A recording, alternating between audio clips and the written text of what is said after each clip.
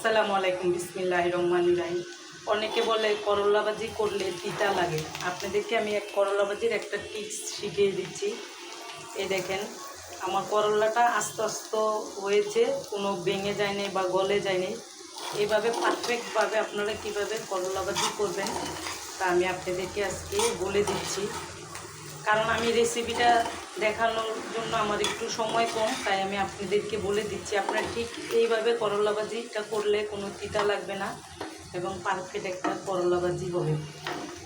এর জন্য আপনি সর্বপ্রথম আগে করলা ভাজিটাকে ভালো করে ধুয়ে পানি ঝরিয়ে রাখবেন।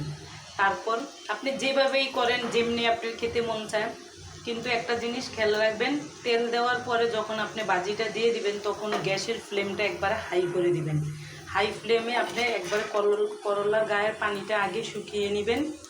তারপরে আপনার পানিটা শুকিয়ে গেলে তারপরে চুলার আঁচটা কমিয়ে দিয়ে আপনি আস্তে আস্তে কিছুক্ষণ পরপরে যে এইভাবে নাড়া দেবেন। দেখেন আমার ভাজিটা কি সুন্দর আস্তে আস্তে হয়েছে এবং একটুকুও তিতা লাগে না।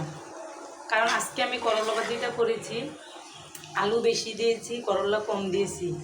আমার বাচ্চারা খাবে না, না হলে আমার বাচ্চারা ওই করলা যখন বেশি দেয় আলু তখন কম দেয়, তখন ওই ভাজিটা ওরা খেতে চায় না। তিতা হয় না, কিন্তু তারপরও করলা দেখলে ওরা মনে করে যে মনে হয় তিতা হবে। এই জন্য আপনারাও এইভাবে করে করলা ভাজিটা খেয়ে দেখবেন, ইনশাল্লাহ অনেক মজা লাগবে খেতে। এই যে দেখেন আমার ভাজিটা একবারে জর্জরা পারফেক্ট একটা ভাজি হয়েছে। এই যে দেখেন সুন্দর হয়েছে। কিন্তু ওই একটা টিক্স আপনি খেয়াল রাখবেন করলা ভাজির ক্ষেত্রে, করলাটা ভাজিটা দেওয়ার পর চুলাটা হাই ফ্লেমে রাখবেন যাতে পানিটা তাড়াতাড়ি শুকিয়ে যায়। কারণ ওই পানিটা আপনার যদি একটু দেরিতে শুকায় তাহলেই করলাটা তিতা হয়, নাহলে আপনি বুঝতেই পারবেন না যে আপনি এটা করলা ভাজি খাচ্ছেন।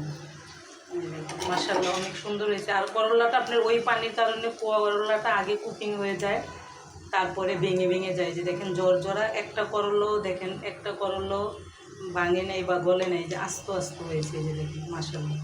আল্লাহ হাফেজ।